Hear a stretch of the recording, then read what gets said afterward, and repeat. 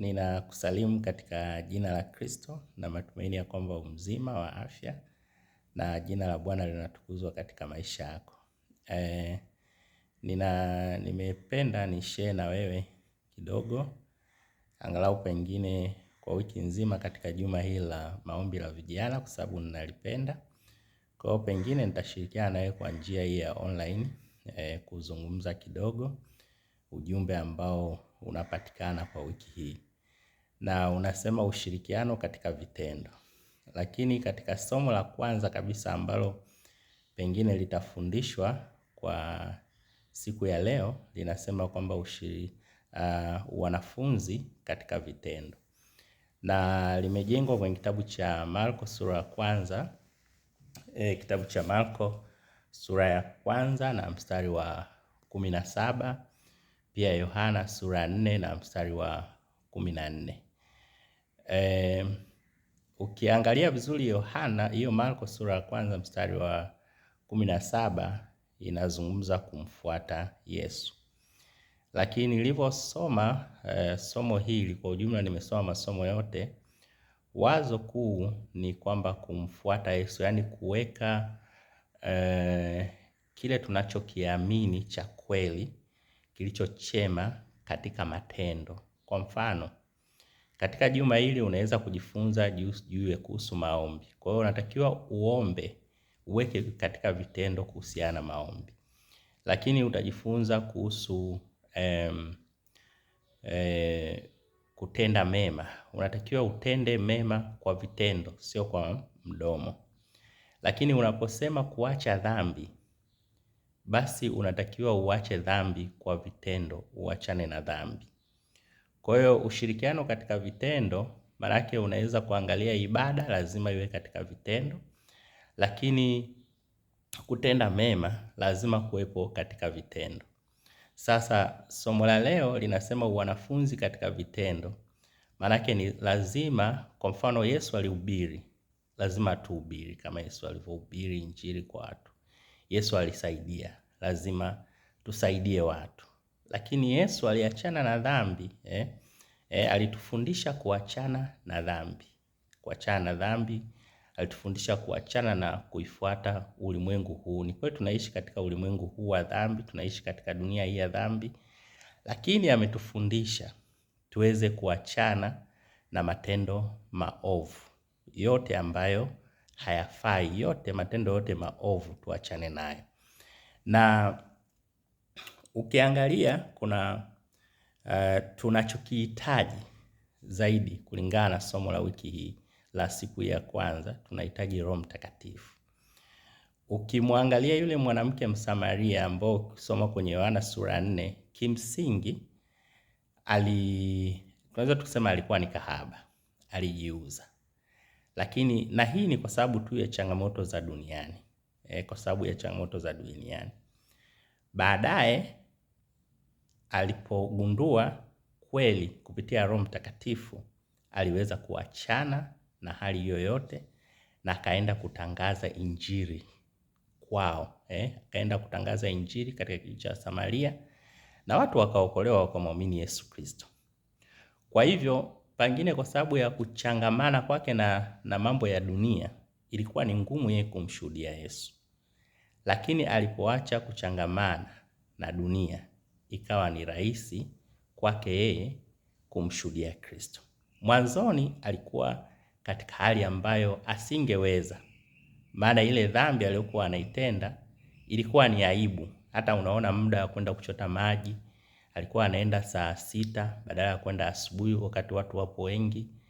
Ama kama ni jioni, yeye haendi jioni, anaenda usiku.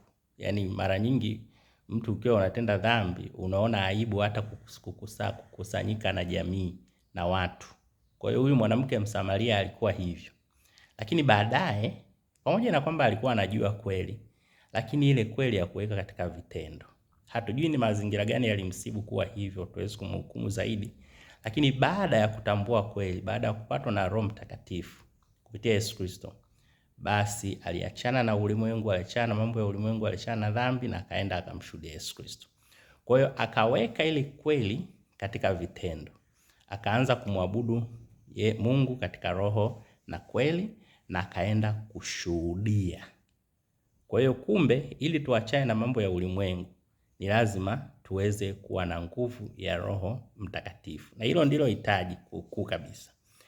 Na changamoto ambayo tunayo ni mambo ya ulimwengu, ndio yanatufanya tushindwe kufanya kazi ya Mungu. Timotheo wa pili sura ya 3 aya ya 1 mpaka ya 5 unaweza kuiona inavyozungumza juu ya nini ambavyo vinatusababisha, ikiwemo fedha, udanganyifu na vitu vya namna hiyo.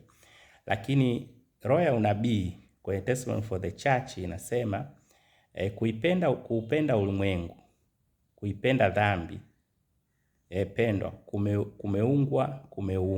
kumeuongoa moyo kutoka kwenye upendo wa maombi na kuyatafakari mambo matakatifu. Mfumo wa ibada za kidini umedumishwa, lakini kupenda Yesu kuko wapi? Hali ya kiroho inakufa. Kwa hiyo kumbe, changamoto tulio nayo ni kupenda vitu vya ulimwengu. Tumekosa maombi, tumekosa kusoma neno la Mungu, tumekosa kushiriki utume vile inahitajika kwa sababu ya kuupenda ulimwengu. Na kwa hivyo tumekosa kuwa wanafunzi katika vitendo, kwa sababu tunataka kufanana na dunia kwenye ndoa, kwenye mahusiano, kwenye shughuli zetu za kazi tunazofanya. Tunataka kufanana na dunia, hata katika aina ya kuhubiri kwetu tunataka kufanana na dunia. Lakini ujumbe unasema ya kwamba ni lazima tutoke katika hii changamoto. Daudi alishindwa kumtangaza Yesu kwa sababu ya dhambi aliyoitenda. Inafahamika vizuri. Sasa baada ya kutubu na kumuomba Mungu aweze kumsamehe, Daudi aliweza kumshuhudia Yesu vizuri.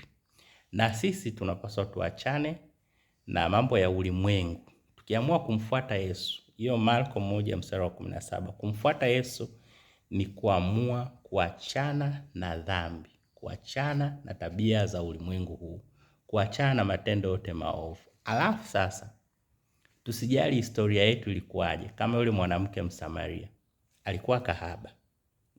Lakini Mungu alimbadilisha, akatangaza habari njema katika kijiji chake cha Samaria na watu wakamwamini Yesu Kristo. Kwa hiyo usiangalie ulitokea wapi. Angalia kile ambacho Yesu ametenda katika maisha yako. Lakini kuna nukuu nzuri ambayo niliipenda hapa ya mwandishi. Anasema hitaji letu ni Roho Mtakatifu. Unaweza ukawa na kweli yote, lakini kama una Roho Mtakatifu, hiyo imejaa kwenye Yohana 4:24. Kama una Roho Mtakatifu ni sawa sawa na bure. Kwa hiyo kumbe tunahitaji, ili tuweke katika vitendo kweli ya Injili na tuweze kumfuata Yesu vizuri, tunahitaji Roho Mtakatifu. Matendo ya Mitume sura ya 1 aya 8. Hitaji letu kuu kabisa sio fedha, sio dhahabu, sio chochote. Tunahitaji Roho Mtakatifu atusaidie kuweza kuifanya kazi yake takatifu. Kwa hivyo Bwana akubariki katika juma hili la maombi la vijana. Tukaingie katika vitendo. Kama ni kuomba, tuingie katika vitendo. Kama kusaidia, tuingie katika vitendo. Kama ni kuhusiana ndoa, itunzwe katika vitendo, mahusiano ya katika vitendo, lakini yanayomtukuza Bwana. Unaweza kujua kweli, lakini kama una Roho Mtakatifu ni sawa sana bure. Kwa hiyo tunahitaji kuwa wanafunzi katika vitendo kwa kukubali kuongozwa na Roho wa Mungu. Baba, nakushukuru kwa ajili ya rafiki yangu huyu. Tunapoendelea na juma la maombi la vijana, ukatubarikie, ukatupe neema yako, na Bwana utusaidie ili tuingie katika vitendo kuitangaza habari yako njema kwa watu wote na kwa ushuhuda, katika jina la Yesu. Amina. Bwana akubariki sana.